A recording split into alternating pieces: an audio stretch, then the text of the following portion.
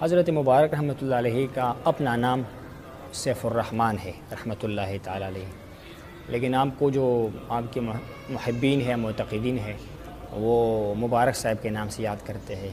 یا جو آپ کا علاقہ تھا اسی نسبت سے، چونکہ اس علاقے کا پورا نام ایک وقت میں خراسان تھا، لوگ آپ کو امام خراسانی پیر ارچی کے نام سے یاد کرتے ہیں۔ تو حضرت اخوندزادہ سیف الرحمن مبارک رحمۃ اللہ علیہ آپ ایک اللہ کے ولی تھے، ایک عظیم انسان تھے، اور آپ کی جو بچپن تھی، آپ کی پیدائش جو ہمارے اس وقت منقسم بارڈر ہے نا، اس وقت یہ ایک علاقہ تھا، محمد کے قبائل ہوتے تھے، اور آپ کی ولادت وہ تحصیل تھی جس کا نام کوٹ کے نام سے ہے، اور ڈسٹرکٹ جلال آباد، پروونس ننگرہار ہے، صوبہ ننگرہار ہے، وہاں آپ کی پیدائش ہوئی۔ تقریباً 1930 کے بعد ہے جو آپ کی پیدائش ہوئی۔ اس کے بعد آپ مبارک نے اپنی والد گرامی سے پڑھائی کیا، قرآن پاک پڑھا اور بنیادی کتابیں پڑھی، پھر اپنے علاقے میں، اس علاقے میں آپ نے دینی تعلیم حاصل کی، جس میں بنیادی کتابیں شامل ہے۔ آپ کے استادوں میں اساتذہ مولانا محمد اسلم صاحب ہے، مولانا محمد اسلام صاحب ہے، مولانا محمد ولید صاحب ہے، ان سے آپ نے بنیادی کتابیں پڑھی۔ پھر اس کے بعد آپ تشریف لے آئے ہماری چارسدہ کے علاقے میں، صوبہ خیبر پختونخوا کی، پشاور کے مختلف علاقوں میں، مردان میں آپ نے دینی تعلیم حاصل کی، اور اس کے بعد پھر آپ مبارک نے تقریباً یہ 1959 کے دہائی میں آپ کو بڑی طلب تھی، کسی اللہ کے نیک بندے کی تلاش تھی آپ کو کہ مجھے اللہ کا قرب ملے، وصل ملے، اسی تڑپ میں تھے، اور آپ کو اللہ نے مولانا شاہ رسول تعلقانی رحمہ اللہ، جو بہت بڑے ہستی تھے، طریقۂ نقشبندی کے بہت بڑے بزرگ تھے، ان کی ملاقات آپ کو میسر ہوئی، اور آپ نے ان کے ساتھ طریقۂ نقشبندی کے اندر نسبت حاصل کیا۔ یہ تقریباً 1960 کی دہائی کی بات ہے۔ تو کچھ عرصے بعد ان کی وفات ہوئی، تو پھر آپ نے جو باقی سلوک ہے، باطن کا علم ہے، آپ نے جناب تعلقانی کے خلیفہ، بڑے خلیفہ مولانا محمد ہاشم سمنگانی رحمہ اللہ، ان سے پھر آگے آپ نے اپنی باطنی تعلیم کو آگے بڑھایا۔ ان کے ساتھ تقریباً 7 سے 8 سال رہے، مرشد کی خدمت کی، بڑی قربانیاں دی، بڑی تکالیف کاٹی، بہت مالی خدمت کیا، جانی خدمت کیا، ان کی دعائیں حاصل کی، اور انہیں خاص فیوزات سے نوازا۔ بڑے اللہ کے پہنچے ہوئے ولی اللہ تھے، ان کی دعائیں آپ کو لگی، اور ان کے حیات ہی میں انہوں نے آپ کو اپنا نائب مناب اور جانشین مقرر کر دیا، اور فرمایا جو کمال میرے پاس ہے یہ اخوندزادہ سیف الرحمن میں ردیف کمالات ہے، اللہ نے سارے کمالات ان کو عطا کر دیے ہیں۔ تو وہی ہوا، پھر اس کے بعد ان کا وصال مبارک ہوا، تقریباً 1968 کے بعد ہے۔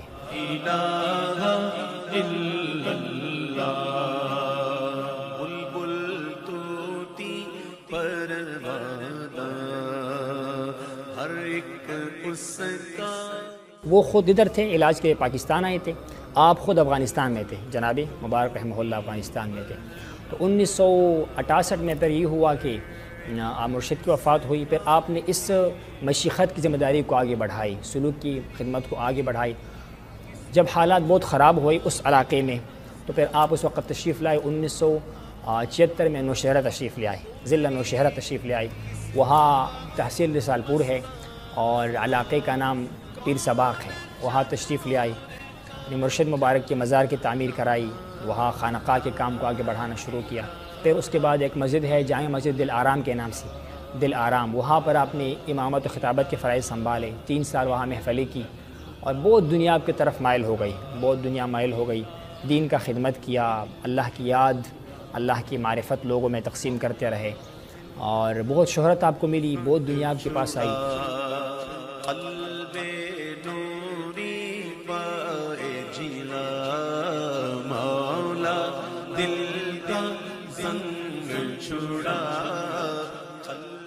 تو بات یہ ہے کہ تمام سلاسل کا مقصد اللہ تبارک و تعالیٰ کی معرفت ہے، جتنی بھی راستے ہیں اللہ کی سلوک کی، طریقت کی، یہ اللہ تک پہنچنے کی سلسلے اور وسیلے ہیں، لیکن جو مشہور سلسلے ہیں وہ 4 ہے، 4 سلسلے ہیں، جس میں طریقۂ نقشبندیہ ہے، چشتیہ ہے، قادریہ ہے، سہروردیہ ہے۔ تو حضرت اخوندزادہ سیف الرحمن مبارک رحمہ اللہ، آپ کی جو نسبت ہے، اس نسبت سے اس سلسلہ نقشبندیہ جو ہمارا مین سلسلہ ہے، جس میں ہم زیادہ محنت کرتے ہیں، جس میں لطائف کی زندگی ہے، جس میں قلب، روح، سر و خفی اخفا کی زندگی ہے، اسی سلسلے کو آگے بڑھایا جاتا ہے۔ لیکن چونکہ آپ کو اللہ نے بہت مرید عطا کیے، بہت آپ کا شہرت ہوا، تو آپ کے نام کی وجہ سے جو سیف الرحمن نام ہے اس کے پہلے پارٹ کی وجہ سے وہ سیفی کے نام سے سلسلہ جو ہے وہ مشہور ہو گیا، ورنہ آپ کے جو مرشد کا دور تھا جس کا نام مولانا محمد ہاشم سمنگانی تھا، اس سلسلے کو ہاشمیہ کہا جاتا تھا، سلسلہ ہاشمیہ نقشبندیہ۔ لیکن جس طرح جناب امام ربانی صاحب مبارک کا نام آپ نے سنا ہوگا، ہندوستان میں گزرے ہیں، وہ بھی طریقۂ نقشبندیہ میں کام کرتے تھے، اسی کے نام سے اس سلسلے کو مجددی نقشبندیہ کہا جانے لگا، سلسلہ مجددیہ نقشبندیہ۔ تو اب بھی وہی سلسلہ ہے، لیکن آپ کی شہرت کی وجہ سے، آپ کی خدمات کی وجہ سے ہمارے سلسلے کے سالکین کو جو کہ سنت سے آراستہ ہوتے ہیں، جس کے چہروں پر، جس کے لباس، جس کا رہن سہن، جس طرح حضرت نے ہمیں تعلیم دیا کہ بس تم نے ہر حال میں شریعت کی پابندی کرنی ہے، باطن میں تو اللہ کے ذکر کرنی ہے، اللہ کو یاد کرنا ہے، وہ تو ہمارا حرز جان ہے، جان کا مقصد ہے، لیکن آپ کو جو ظاہر ہے وہ بھی اللہ کے پیارے حبیب صلی اللہ علیہ وسلم کے طریقے کے مطابق ہونا چاہیے۔ آپ نے اپنے اولاد کو، اپنے خلفاء کو، اپنے معتقدین سب کو سختی کے ساتھ شریعت کی پابندی کا درس دیا، اور ہمیں ڈرا دیا اور ڈراتے تھے، اکثر اشعار پڑھتے تھے کہ ہم نے قبر میں جانا ہے، نہ مال کام آئے گا، نہ اولاد کام آئے گا، نہ شہرت کام آئے گا، وہاں اللہ کی یاد اور اللہ کے ذکر کام آئے گی۔ تو اسی کی نام کی مناسبت سے سلسلے کا نام سلسلہ سیفیہ نقشبندیہ مجددیہ پڑ گیا۔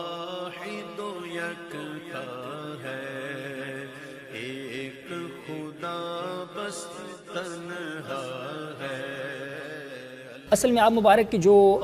بچپن ہے وہ تو نوجوانی کا دور اکثر پاکستان ہی میں گزرا، کیونکہ آپ نے پڑھائی، تعلیم، چونکہ آپ مبارک کا والد جب وفات ہوا تو آپ کی عمر 13 سال تھی، 13 سال کی عمر تھی، ان سے آپ نے 20 کتابیں پڑھی تھی، قرآن پاک تجوید کے ساتھ کچھ پڑھا ہوا تھا، اور کے بعد آپ کو علم کا شوق رہا، بہت غلبہ رہا، جس طرح جناب سیدنا شاہ بغداد غوث اعظم رحمہ اللہ نے تکالیف کاٹی، علم کی خاطر بغداد کے جنگلات کا سیر کیا، تو آپ بھی چل پڑے بے سر و بے سامانی کی حالت میں۔ کم عمر تھا مبارک کا، 20 سال سے کم عمر تھی، 15-16 سال جو ہمارے بزرگ بتاتے ہیں۔ تو آپ نے جو ہے وہ چارسدہ، مردان، پشاور کے مختلف علاقے، کچھ قبائلی علاقہ جات تک سفر کیا، علم دین حاصل کرنے کے لیے کوشش کی، حدیث پڑھی، فقہ پڑھی، آپ نے جو ہے وہ قرآن پاک کا ترجمہ کیا، لیکن پھر چونکہ آپ کی سارے رشتہ دار فیملی وہاں پر تھی تو آپ کو اس سلسلے میں پھر ظاہر بات ہے وہاں پر جانا تھا۔ وہاں جب حالت بہت خراب ہوئی، یہ غالباً 1976 کی بات ہے، چونکہ وہاں پر شمسی حساب چلتا ہے، شمسی ہجری کا، لیکن ہمارے حساب سے 1976 کے بعد بنتی ہے۔ ایک ظالم بادشاہ تھا نور محمد ترکی کے نام سے، روس نواز تھا، اس نے ظلم شروع کیا، بربریت شروع کیا، تو وہ صوفیہ کرام کو، علماء کو چن چن کر شہید کیا کرتے تھے۔ آپ نے بڑا فائٹ بھی کیا، مقابلہ بھی کیا، چونکہ وہ دین کے دشمن تھے، عقیدے کے دشمن تھے، جان و مال کے دشمن تھے۔ بہرحال ہوا کیا کہ پھر آپ 1976 میں تشریف لے آئے، تو اس کے بعد آپ 4 سال نوشہرہ میں رہے، اور 1980 میں آپ خیبر ایجنسی، جو اس وقت ہم فاٹا کے نام سے کہتے ہیں نا اس کو، فاٹا پشاور سے کوئی 15-20 کلومیٹر کے فاصلے پر ہے، وہاں آپ تشریف لے گئے، اور وہاں الحمدللہ آپ نے علمی حلقہ قائم کیا، مدرسہ قائم کیا، جس میں صبح شام اللہ کی یاد اور درس حدیث اور درس قرآن اور فقہ کا درس، اور وہاں سے ایسی ہیرے تیار ہو گئی آپ کی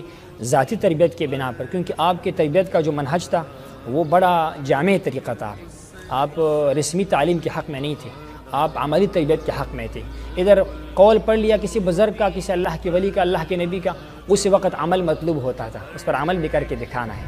اسی طرح آپ نے بڑے قافلے کو تیار کیا، بڑے علماء کو تیار کیا، خلفاء کو تیار کیا،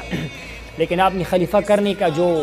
معیار رکھا وہ یہ تھا کہ بندہ خود بھی شریعت پر پابندی کرے، اس کے لطائف اللہ کی یاد سے ذاکر ہو جائے، اور جو کچھ چیزیں ہمیں بولنے میں تو مشکل ہوتا ہے، لیکن میں یہ اتنا عرض کروں گا کہ اس سالک کی، اس طالب کی روح سے یہ معلوم ہو جائے، اندازے سے یہ معلوم ہو جائے کہ اس کا کام مکمل ہو گیا ہے، اس کو اللہ کا قرب حاصل ہوا ہے، اب یہ آگے بھی خدمت کر سکتا ہے، اس کو آپ مبارک خلافت دیا کرتے تھے، لیکن ساتھ فرماتے تھے کوئی بھی کام شریعت کے خلاف نہیں کرنا، اور اللہ کے دین کے مقابلے میں کسی کے ملامتی کرنے سے نہیں ڈرنا۔ آپ سند باقاعدہ اس کو آپ نے لکھا ہوا ہے کہ آپ نے کیا کرنا ہے، کیا نہیں کرنا ہے۔ تو آپ نے جو ہے اس طریقے کے ساتھ لوگوں کا تربیت کیا، بڑے بڑے لوگ آئے، پشاور کے بہت بڑے شیخ الحدیث سے مولانا حمداللہ جان داغوی صاحب وہ تھے، ہمارے دارو جبہ کے سید نور علی شاہ پاچا سے، بڑے بڑے گدو کے حضرات اپنے علاقے چھوڑ کر کہتے ہمارے پاس یہ نسبت نہیں ہے، بڑے بڑے گدیا ہے، لیکن جو باطن کے ایک تشنگی ہے وہ ہماری پیاس نہیں بجھ رہی ہے، تو آپ کے پاس تشریف لے آئے۔ آپ کا ایک خاص قوت توجہ تھا، اثر تھی آپ کے اندر، لطائف ذاکر ہوتے تھے، کیونکہ آپ فرماتے تھے کہ ایک ہمارے 5 ظاہر کے حص ہے، جس میں ہماری زبان ہے، منہ ہے، ہمارا کان، ہمارے آنکھیں، ہمارے باہر کی اعضاء ہے، ایک ہمارے اندر کی دنیا ہے۔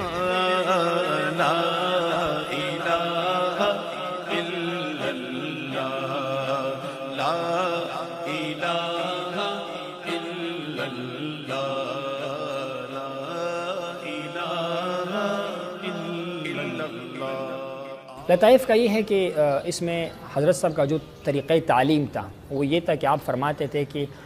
ہر انسان جو ہے نا، اللہ کی جتنی مخلوقات ہے، 1000 یا اس سے زیادہ مخلوقات ہے، مختلف قسم، تعداد تو اللہ تعالیٰ کو معلوم ہے، اس میں سب سے جو اشرف المخلوقات ہے وہ انسان ہے، عظیم مخلوق جو ہے وہ انسان ہے۔ اس کو اللہ نے اپنی خلافت کے لیے چنا، اللہ نے اس کو سب سے مکرم بنا دیا۔ تو انسان ظاہراً تو ایک باڈی ہے، ایک جسم ہے، لیکن اس انسان کے اندر پورا عالم کبیر پڑا ہوا ہے، یعنی یہ پورا عالم ہے، اس کے اندر پانی ہے، آگ ہے، مٹی ہے، ہوا ہے، اس انسان میں نفس ہے، اور اسی انسان میں 5 لطائف ہے۔ لطیفے سے مراد وہ غیر محسوس چیز جو نظر نہیں آتا ہے اور انسان کے اندر اللہ نے ڈالا ہوا ہے۔ یہ جو انسان کا سینہ ہے نا، ایک حدیث کے بھی مفہوم ہے کہ یہ اللہ کی نور کی جگہ ہے، نورانیت کی جگہ ہے۔ آپ جب کسی میت انسان فوت ہو جاتا ہے اور امام نے جنازہ پڑھنا ہوتا ہے تو وہ سینے کے سامنے کھڑا ہوتا ہے، تو یہ وہ مقام ہے دل، جس کے طرف بلا کے اللہ تبارک و تعالیٰ دن میں کم و بیش 70 مرتبہ دیکھتا ہے اپنے شان کے مطابق۔ تو مشائخ فرماتے ہیں کہ 5 لطیفے ہیں انسان کی سینے کے اندر، جس کو عالم امر کے لطیفے کہتے ہیں۔ اللہ کے امر کن سے پیدا ہوا ہے۔ ظاہراً تو یہ لطیفے یہاں پر ہے، ہمارے قلب میں ہے، بائیں پستان سے نیچے، ہمارے روح میں ہے، دائیں پستان سے نیچے، ہمارے سر میں ہے، بائیں پستان سے 2 انگشتوں پر ہے، خفی ہے جو کہ دائیں پستان سے 2 انگلیوں پر ہے، اور لطیفہ اخفا ہے جو کہ سینے کے اوپر درمیان کی طرف ہے۔ لیکن ان کا جو اصل ہے وہ عالم ملکوت اور اس سے بھی اوپر ہے، یعنی قلب کا تعلق ظاہراً تو ہمارے جسم میں پڑا ہوا ہے، لیکن اس کا جو کنیکشن ہے اصل میں وہ عرش سے بھی اوپر ہے۔ اللہ کی خاص مہربانی سے ہے کہ اللہ نے ہمیں اس کے صفائی کے ساتھ وہاں تک تعلق کا بھی جو ہے وہ رابطہ استوار کرنے کا یہ مہربانی ہمیں عطا فرمائی ہے۔ جب آپ کا قلب ذاکر ہوتا ہے، آپ کا دل ذاکر ہوتا ہے، اپنے اصل تک جا پہنچتا ہے، اور اس کا اصل جو ہے یہ صرف ہمارے حضرت نے نہیں کہا، یہ مشائخ کا ایک مشاہدہ ہے، ایک تجربہ ہے۔ جناب خواجہ شیخ عبدالخالق غزنوی رحمہ اللہ سے لے کر جناب شیخ امام احمد سرہندی، امام ربانی رحمہ اللہ، ان کے صاحبزادے، ان کے خلفاء، ان سب کا یہ نظریہ تھا، ان کا یہ تحقیق ہے کہ ان کا اصل جو ہے وہ عرش سے اوپر ہے۔ باپ کا دل ذاکر ہو گیا، اس کا تعلق اپنی مافوق سے پیدا ہوتا ہے، روح ذاکر ہوتا ہے، سر ذاکر ہوتا ہے، خفی ذاکر ہوتا ہے، بالآخر کیا ہوتا ہے؟ انسان کے سارے حجابات ہٹ جاتے ہیں اور اپنے خالق کے ساتھ جو ہے وہ مل لیتا ہے۔ لیکن یہ تب حاصل ہوتا ہے جب انسان اس کو خود حاصل کرے۔ عربی میں کہاوت ہے نا کہ من لم یذق لم یدری، جس نے چھکا نہیں اس نے کیا، اس کو تو پتہ نہیں چلتا ہے، لیکن یہ وجود اس کا ہے۔ آپ دیکھتے ہیں ایسے لوگ آتے ہیں جو بڑے 2 نمبر لوگ ہوتے ہیں، غلط لوگ ہوتے ہیں، بری نیت سے آتے ہیں، لیکن جب بیٹھتے ہیں اپنے دل کی طرف متوجہ ہوتے ہیں، وہ کیفیات محسوس کرتے ہیں، اس کا سارا زندگی میں انقلاب آ جاتا ہے، وہ بالکل ٹھیک ہو جاتے ہیں۔ ایسے لوگ آئے، گورے آئے، نان مسلم لوگ آئے، آج کل وہ بیٹھ کے لوگوں کو دین کی طرف بلا رہے ہیں بغیر کسی پڑھائی کی، اسی محفل کی برکت سے اور اسی توجہ کی برکت سے اور اسی لطائف کی زندگی کی برکت سے۔ باقی میں عرض یہ بھی کرتا جاؤ کہ اس سلسلے میں صرف لطائف نہیں ہے، لطائف ہے، پھر اس کے بعد لطیفہ نفس کا تزکیہ ہے، نفس کا، کیونکہ نفس وہ چیز ہے جو ہماری پورے جسم میں پھیلا ہوا ہے اور وہی ہمیں برائی پر اکساتا ہے،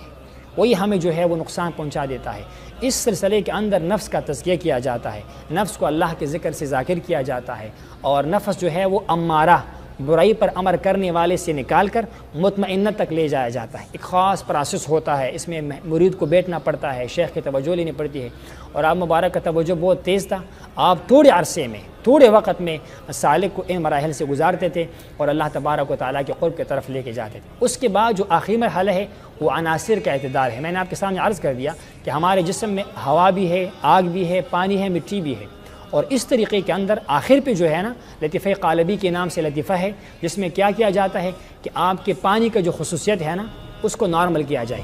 پانی میں نقصان بھی ہے اور پانی میں فائدہ بھی ہے، اسی طرح ہوا میں نقصان بھی، ہوا میں فائدہ بھی ہے، ان کو اعتدال پر لانا، یہ اس طریقے کے جو ہے آخر میں کیا ہے وہ خصوصیت ہے۔ اور end of the all process, سب سے آخر میں پھر کیا کیا جاتا ہے کہ سالک کو مراقبے کروائے جاتے ہیں، اللہ تعالیٰ کی طرف خاص توجہ، اللہ کی طرف خاص بندہ متوجہ ہو جائے، اور اللہ تعالیٰ کے جو ہر نام ہے نا، ہر اسم، اس میں خاص خاص فیوزات پڑے ہوئے ہیں، ان کا حصول کیا جائے۔ بندہ اکیلے میں بیٹھے، مراقبے میں بیٹھے، آنکھیں بند کرے، اپنی مرشد کی توجہ کے ساتھ اور نسبت کے ساتھ تو پھر یہ ہے کہ سالک کو وہ چیزیں ملنا شروع ہو جاتی ہے جو عام حالات میں کسی انسان کو مل نہیں سکتی ہے. اس کو مراقبہ کہتے ہیں. دل کو کر دے آئینہ، دل کو کر دے آئینہ، جس میں چمکے یہ کلمہ. بسم اللہ الرحمن الرحیم. قال اللہ تبارک و تعالی فی القرآن المجید: الأخلاء يومئذ بعضهم لبعض. وقال علیہ الصلاۃ والسلام: اذکروا محاسن موتاکم. میں صاحبزادہ مفتی بشیر احمد آپ کے سامنے مخاطب ہوں. محتشم سامعین کرام، حضرت مبارک صاحب کی صورت، سیرت، خلق، خلق، میں یہ نہیں جانتا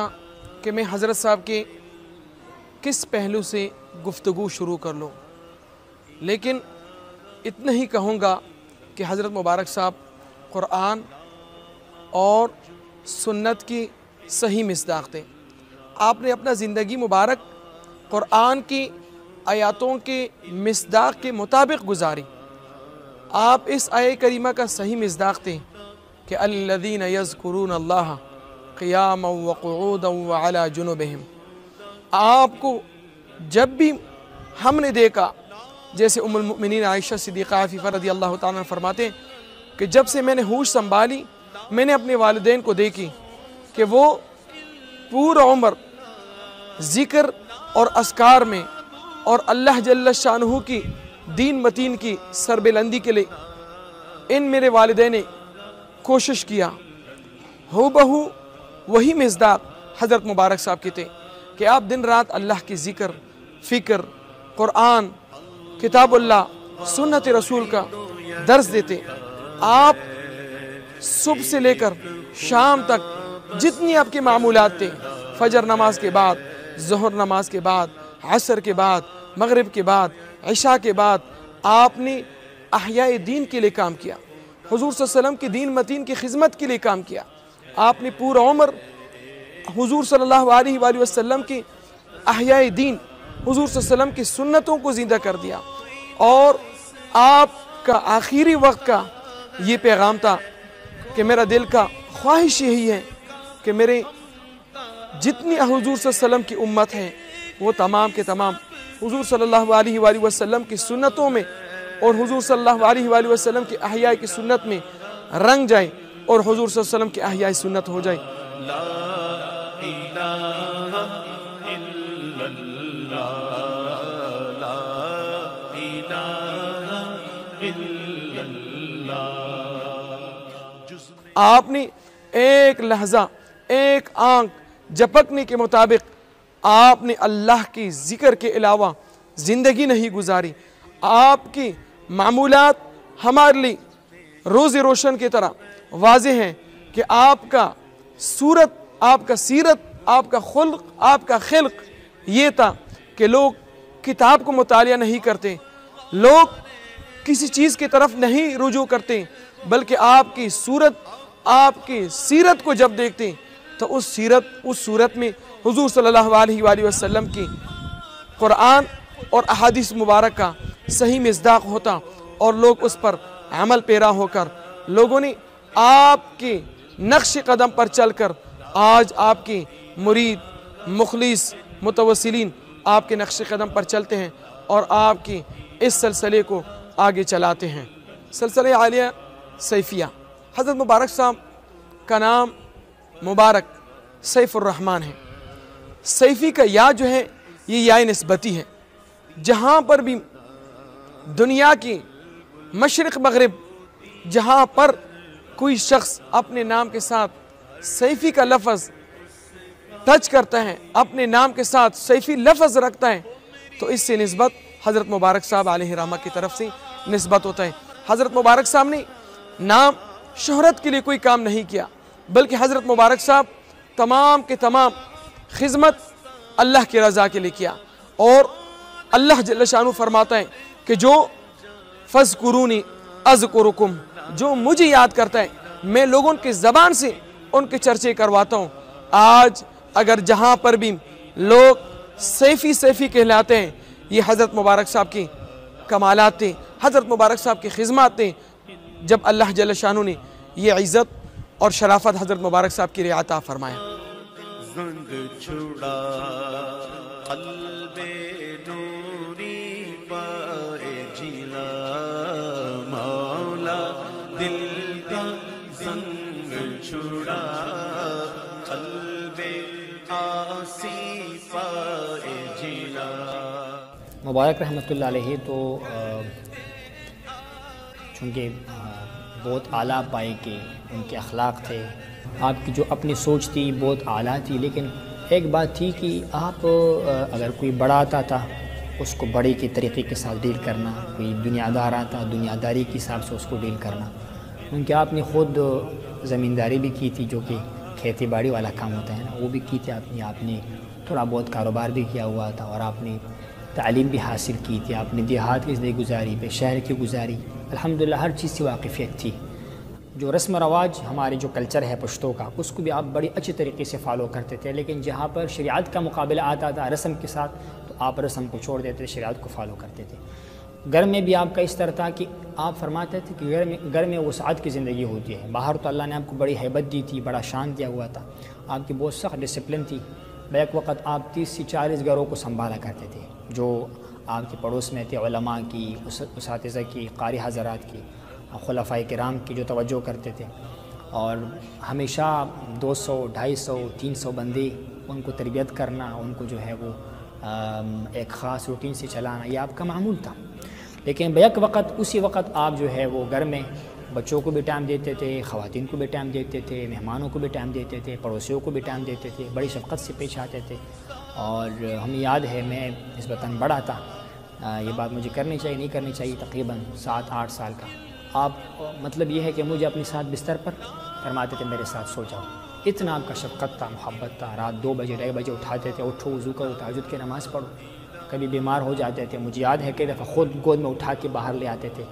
ہمارے کسی بڑی بزرگ کو کہتے تھے اس کو ڈاکٹر کے پاس لے جائے گا، تو بڑی شفقت کرتے تھے، بڑی محبت کرتے تھے، بلکہ ہر کسی کو نوازتے تھے آپ۔ سادات سید جو ہے حضور کی اولاد، اس سے بڑی پیار کرتے تھے، بلکہ آپ کا جو خلیفہ تھا اس کا نام میں نے آپ کے سامنے عرض کر دیا، سید علی شاہ پاچا سے، حضرت کا خلیفہ تھے، پشاور میں اب بھی حیات ہے لیکن ضعیف ہو چکے ہیں۔ تو وہ جب آپ کے ساتھ ملاقات کرتا تھا، حالانکہ وہ آپ کا مرید ہے، آپ ان کا پیر تھے، لیکن آپ اس کے ہاتھ کا بوسہ لیا کرتے تھے، اس کے ہاتھ کو چومتے تھے کہ اللہ کے نبی کا اولاد ہے، حضور کا اولاد ہے صلی اللہ علیہ وسلم، اتنی آپ کی محبت تھی۔ بلکہ مجھے یاد ہے وہ کبھی کوئی نعت خوان اللہ کے حبیب کا مدح کرتا تھا۔ ہمارے سلسلے میں یہ ہے کہ آپ فرماتے تھے کہ موسیقی کا گنجائش نہیں ہے، کچھ لوگ موسیقی سے کام چلاتے ہیں نا، یا سرود کرتے ہیں، وہ جو ہے وہ طریقت کے اندر الاؤ نہیں ہے، بلکہ شریعت کے اندر بھی الاؤ نہیں، جائز نہیں ہے۔ تو آپ فرماتے تھے کہ اس کی جگہ پر آپ اللہ کا ذکر کرو، حمد پڑھو، حضور کی نعت پڑھو، اور نعت کے ساتھ پھر اللہ کا ذکر کرو۔ تو یہ ہے کہ موسیقی کو یا معاذ اللہ یہ جو باقی مزامیر وغیرہ ہے اس کو طریقت کے اندر نہیں لے کر آنا چاہیے۔ تو آپ پھر اس نعت خوان کو ہدیہ دیا کرتے تھے، تحفہ دیا کرتے تھے۔ ایک چھوٹا بچہ تھا تقریباً 7-8 سال کا، وہ جب آتا تھا پیسہ لینے کے لیے تو آپ اس کے ہاتھ کا بوسہ لیا کرتے، فرماتے تھے یہ سید ہے، وہ عبداللہ اس کا نام تھا، بچے کا چھوٹا بچہ تھا۔ تو اتنا آپ کا سادات سے محبت تھی، فقراء سے بڑی محبت تھی۔ آپ نے ہمیشہ جو ہے نا فقیروں کو نوازا، پوچھا کرتے تھے کہ اس کی شادی ہوئی ہے کہ نہیں، کسی طالب کا، کسی اسٹوڈنٹ کا نہیں ہوئی ہے، آپ کو بڑی فکر ہوتی تھی۔ جب تک اس کا شادی نہیں کرواتے تھے آپ کو چین نہیں آتا تھا۔ اس کا گھر نہیں ہے، ان کے گھر کا بندوبست، اس مولوی صاحب کے پاس کتابیں نہیں ہیں تو ان کے لیے کتابیں خریدنا۔ اور میرے خیال میں آپ نے تقریباً جو ہمارے بڑی بھائی ہے قاری حبیب جان صاحب، انہوں نے لسٹ بنائی تھی 40 کے قریب آپ نے اللہ کے گھر مساجد بنائے، 40 کے قریب اپنے خرچے سے، اپنی جو ہے وہ اس سے۔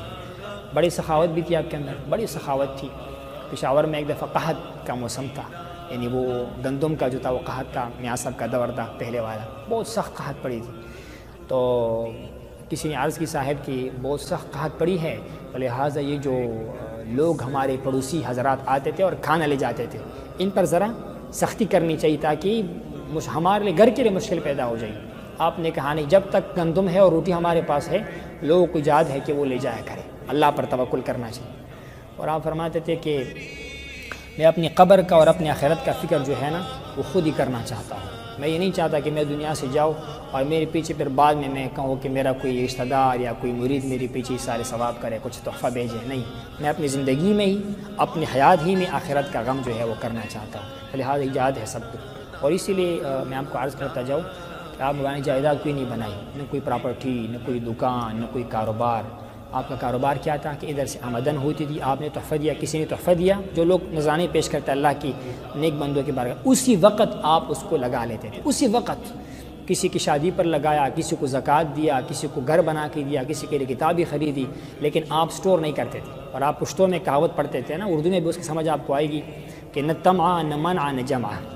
نہ طمع کرو کسی سے، نہ مال کو جمع کرو، اور جب کوئی دینا چاہے تو اس کو منع بھی نہ کرو، لیا بھی کرو تاکہ اس کا بھلا ہو جائے، اس کا فائدہ ہو جائے۔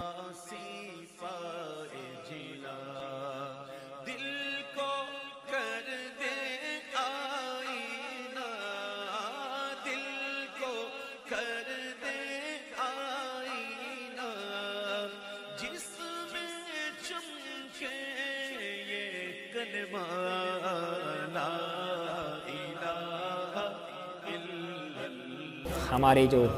مبارک مطالعے تھے، اللہ نے آپ کو بڑی شان دی تھی، اور ہم نے تصور بھی نہیں کیا تھا کہ ایک ایسا وقت بھی آئے گا کہ آپ ہم سے جدا ہو جائیں گے، کیونکہ آپ کو ہم نے ہمیشہ اپنی آنکھوں کے سامنے دیکھا۔ ہم صبح 2:30-3 بجے اٹھتے تھے، کبھی اٹھے تو آپ کو مصلی پر دیکھا، آپ کے ہاتھ میں تسبیح دی کہ اللہ کا یاد میں مصروف پایا، اور مسجد میں ہمیشہ آپ کو دیکھا، آپ کو ہمیشہ اپنے پاس پایا، ہماری تربیت کی، ہمارا بلکہ ہر کسی کو آپ نے وقت دیا، بلکہ ہم جتنے بھی بھائی ہیں نا، ایک تو اللہ کو پیارے ہو گئے ہمارے بھائی، سب کا دعویٰ ہے کہ مجھ سے زیادہ پیار کرتے تھے۔ اور اسی طرح آپ کے ہر خلیفہ، ہم تو لوگوں سے ملتے ہیں، آپ کے more than 50,000 مرید خلفاء ہے، مرید تو خیر لاکھوں میں ہے،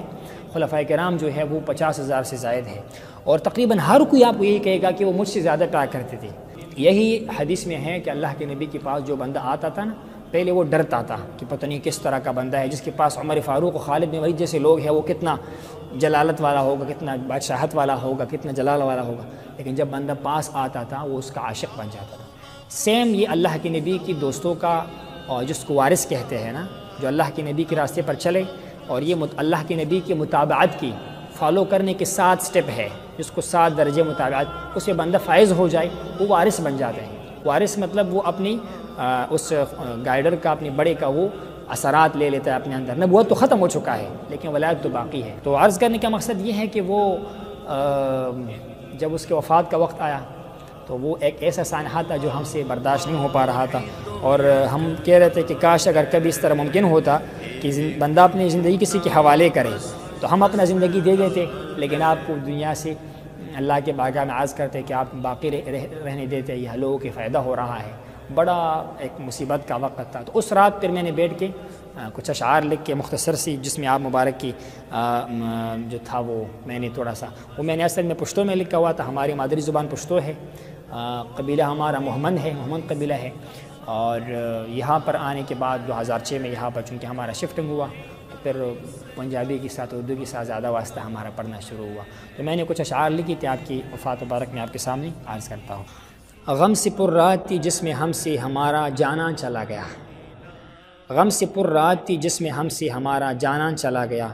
جو ہمارے دل کا چین تھا وہ دادا جان چلا گیا، جو اپنے خدا پر عاشق تھا اور بے شمار صفات کا لائق تھا، جو اپنے خدا پر عاشق تھا اور بے شمار صفات کا لائق تھا، جو حق بات پر ناطق تھا وہ پہلواں ہم سے چلا گیا، تقویٰ جس کا شعار تھا زہد جس کا کاروبار تھا، تقویٰ جس کا شعار تھا زہد جس کا کاروبار تھا، جو ہمیش بہار بہار تھا وہ گلستان ہم سے چلا گیا، جو عالمی شریعت تھا جو واقف حقیقت تھا، جو عالمی شریعت تھا جو واقف حقیقت تھا، جو عاشقی طریقت تھا وہ انمول مرجاں ہم سے چلا گیا،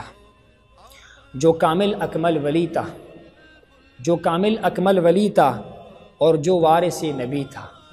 جو کامل اکمل ولی تھا اور جو وارث نبی تھا، جو تقی نقی سخی تھا وہ سلطان ہم سے چلا گیا، جو قیوم تھا زمانے کا جو کہ زینت تھا آستانے کا،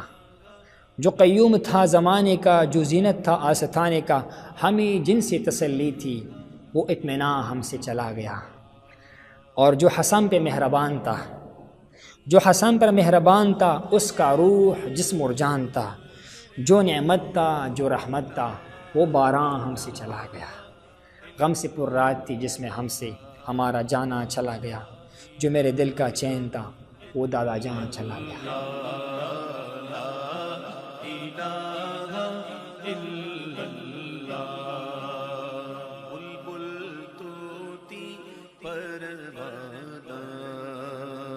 ہر ایک اس کا